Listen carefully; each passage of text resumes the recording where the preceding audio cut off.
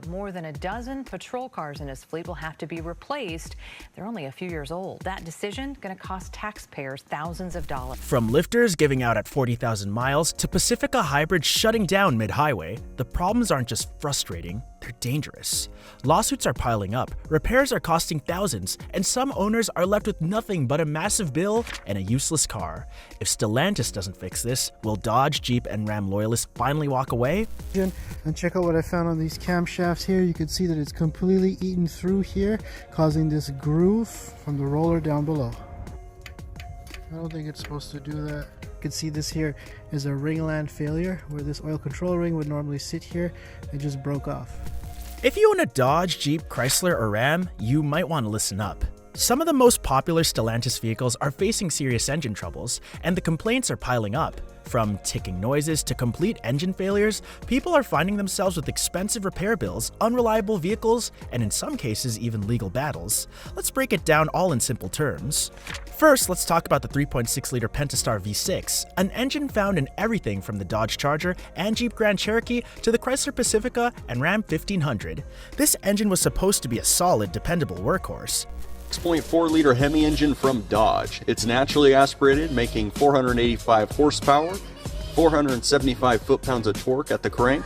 It has a 4-second 0 to 60 and does the quarter mile in 11 seconds. But many owners are reporting a persistent ticking noise coming from the valve train. That little tick, it's often a sign of bigger problems, like premature wear on the camshafts, lifters, or rockers. Some unlucky owners have even faced full-blown engine failure. Stellantis is now dealing with a class action lawsuit over these issues, covering models from 2014 to 2020. But here's the twist. Some say the issue isn't actually a design flaw, but rather mistakes made on the factory assembly line. Basically, human error during manufacturing may be to blame, but either way, it's the owners who are stuck dealing with the headaches.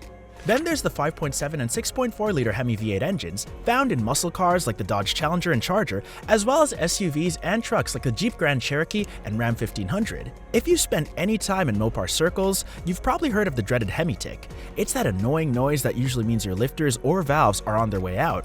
Some owners start hearing it before they even hit 50,000 miles, and in worst cases, the engines completely give up.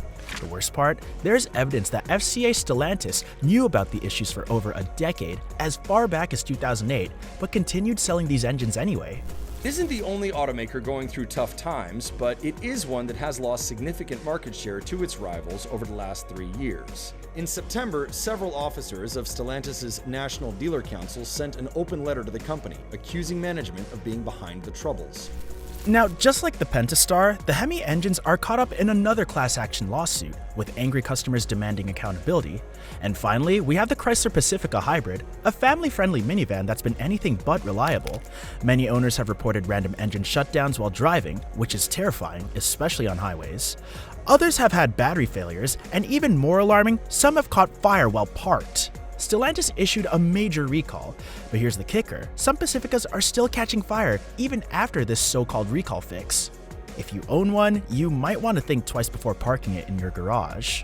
If you thought the engine problems were bad, wait until you hear what's happening in court. Stellantis is drowning in lawsuits right now, and it's not just a handful of angry customers. It's millions of vehicle owners across the country demanding answers. The legal battles cover some of the company's most popular models, from the Dodge Charger and Jeep Grand Cherokee to the Chrysler Pacifica. Let's break it down.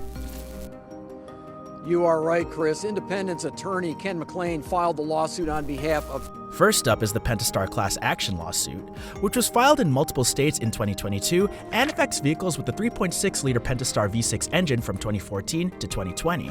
The lawsuit claims that Stellantis knowingly sold defective engines without properly fixing the valve train ticking issues that had plagued thousands of owners. For years, people have been reporting this problem only to be told by dealerships that it's normal or that there's no official fix. But now, with so many people experiencing premature engine failures and costly repairs, the courts are getting involved. If the lawsuit succeeds, Stellantis could be forced to compensate affected owners, something they've been trying to avoid. Then there's the Hemi class action lawsuit, which might be even worse. This one targets the 5.7 and 6.4-liter Hemi V8 engines, infamous for the dreaded Hemi tick that signals lifter and valve failures. The lawsuit accuses FCA Stellantis of hiding these design flaws for over a decade. Yup, you heard that right. Since 2008, there have been complaints about these engines, and yet the company kept selling them without fixing the root problem. Some owners have now reported complete engine failures at just 40,000 miles, leaving them with massive repair bills. Now Stellantis is facing some serious heat for what many consider to be a cover-up. And if that wasn't enough, the Chrysler Pacifica Hybrid has its own set of legal troubles. Stellantis had to recall thousands of Pacifica Hybrids because they could catch fire, even when parked and turned off. But even after the recall, some minivans are still going up in flames, leaving owners frustrated and terrified. And on top of that, some Pacificas have a nasty habit of shutting down at high speeds, which is obviously a huge safety risk. And here's the cherry on top.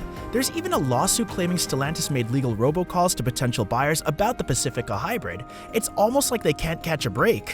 When it comes to car problems, nothing speaks louder than the real experiences from actual owners. While Stellantis might argue that these engine issues aren't as widespread as they seem, the stories coming from drivers tell a very different tale. If you think these lawsuits and recalls are just hype, listen to what these frustrated and sometimes downright scared owners have gone through. Obviously, it's defective. The leather dash inside Richard Jones' high-end Jeep Grand Cherokee started bubbling 2 months ago. No warranty, no recall, but plenty of money. One Jeep SRT owner was hit with a massive repair bill when their 6.4-liter Hemi engine failed at just 46,000 miles. The lifters gave out, despite the fact that they had kept up with all the scheduled maintenance. When they took it to the dealership, hoping for some kind of goodwill repair, they were slapped with a $9,000 quote from a full engine rebuild. That's nearly 1/3 of the cost of a brand new vehicle. Imagine paying that much money for a powerful performance SUV, only to have the engine fail so early. And then there's the case of a Chrysler Pacifica Hybrid owner who had the absolute nightmare experience. Their minivan shut down in the middle of a highway while driving at 75 miles per hour with their kids in the back.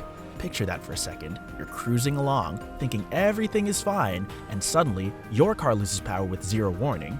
This isn't just an inconvenience, it's a life-threatening safety hazard.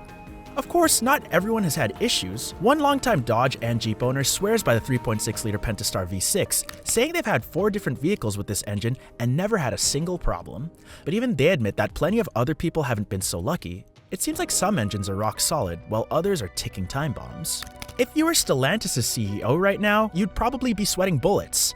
Engine failures, lawsuits, and recalls are bad enough on their own, but when you add in the fact that the entire auto industry is shifting toward electric vehicles, things could get even worse. Stellantis is already facing pressure to move away from gas-powered cars and prove that it can compete in the EV market. But here's the problem. How can they convince customers to trust their new technology when they can't even keep their gas-powered engines running reliably? If people lose faith in Stellantis now, why would they ever take a chance on their future electric vehicles? And let's talk money, because these lawsuits could cost Stellantis billions, not just in legal settlements, but also in reputation damage and lost customers. Fixing all of these engine problems aren't cheap, and if the company is forced to offer buybacks, lifetime warranties, or reimbursements for expensive repairs, it could get very expensive very fast. But what's even worse is losing customer loyalty. Once people feel burned by a brand, they don't come back. That's how you go from being a top-selling automaker to struggling to stay relevant in just a few years. So what are your thoughts on this? Let us know in the comments below.